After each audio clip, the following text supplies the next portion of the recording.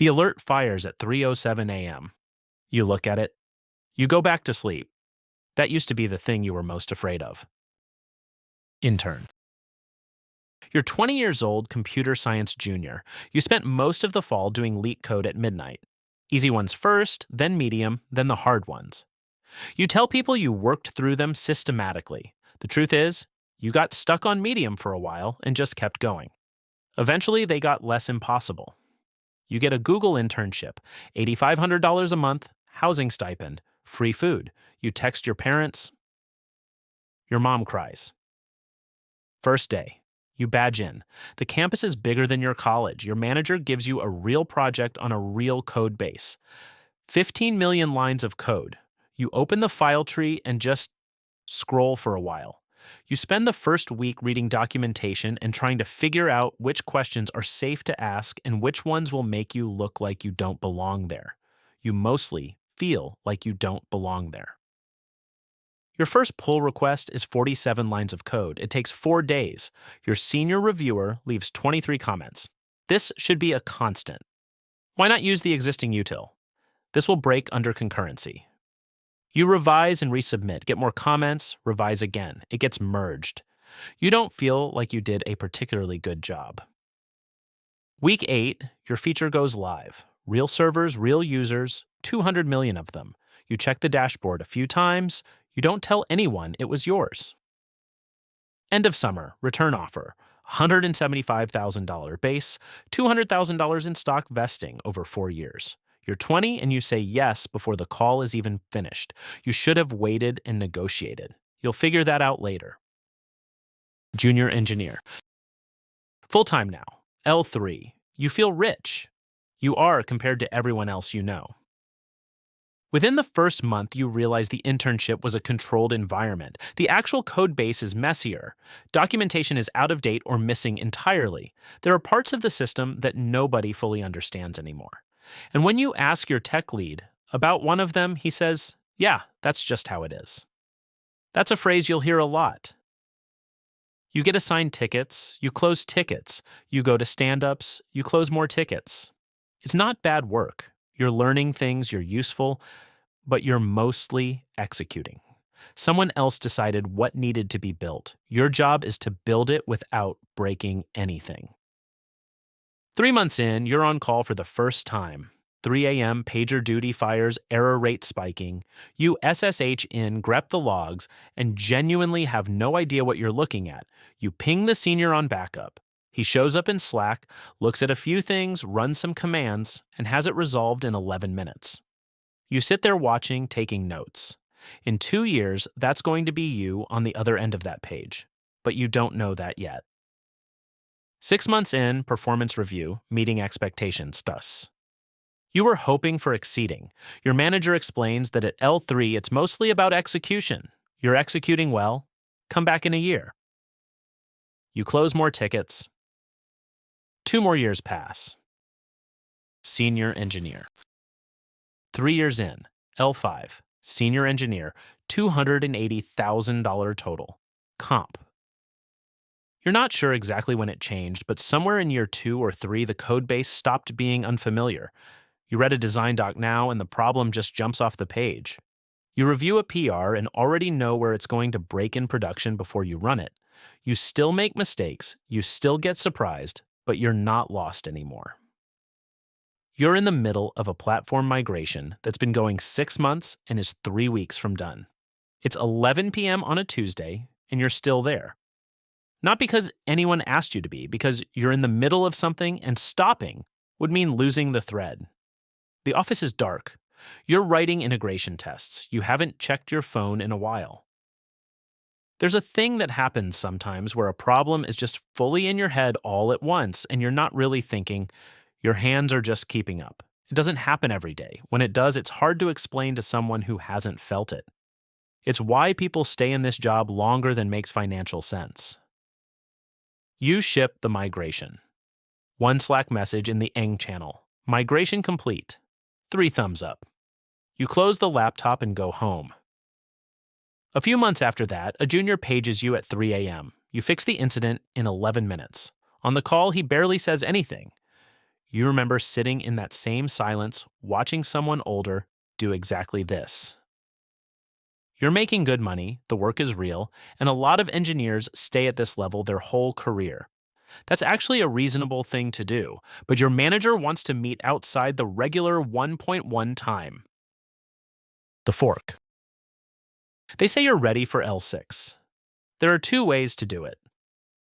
Staff engineer, you go deeper, more technical scope, cross team influence. You stay close to the actual systems. You still write code, less of it, but you stay in it. Engineering manager, you lead people. You stop writing production code.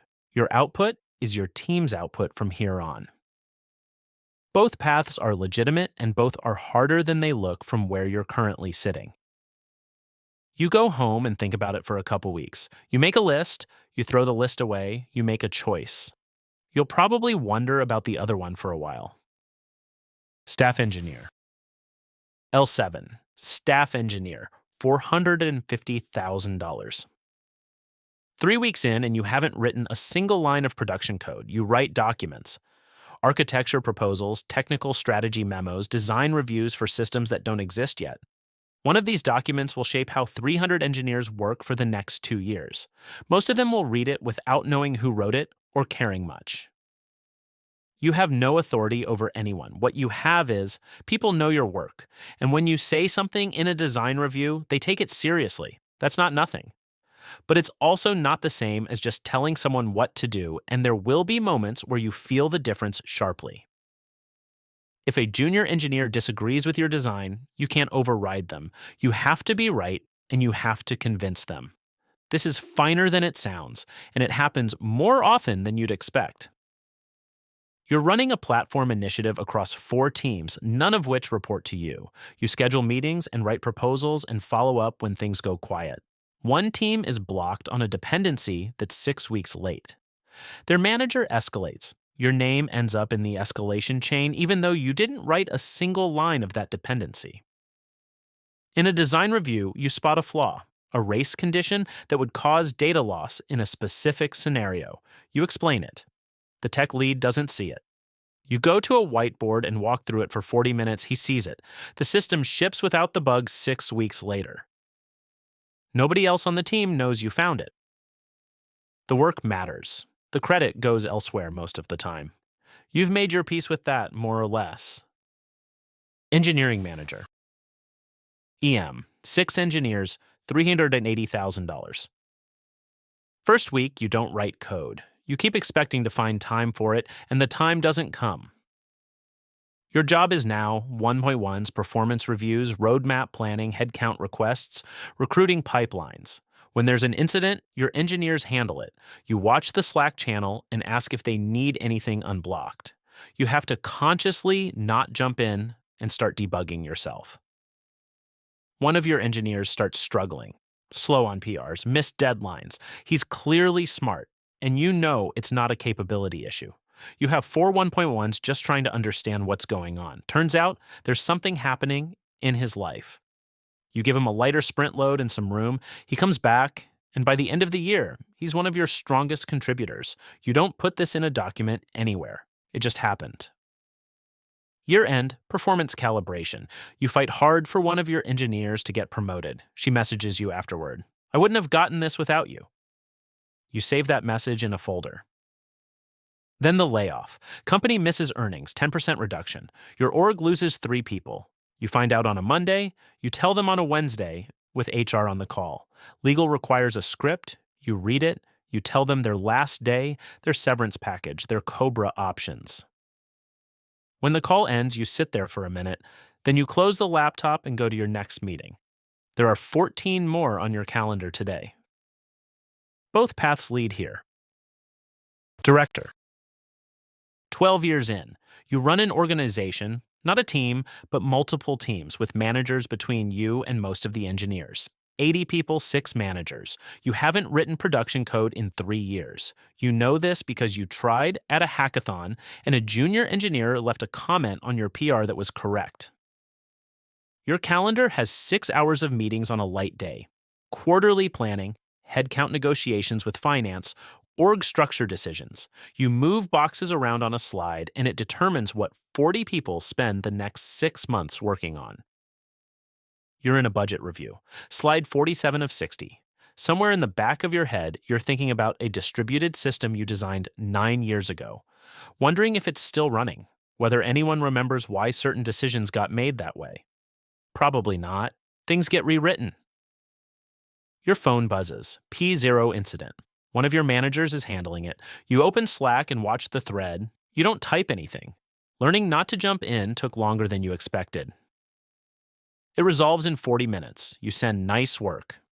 Your managers are already on the postmortem. A few years ago, that would have been you. You close the laptop. You leave to pick up your kid from school.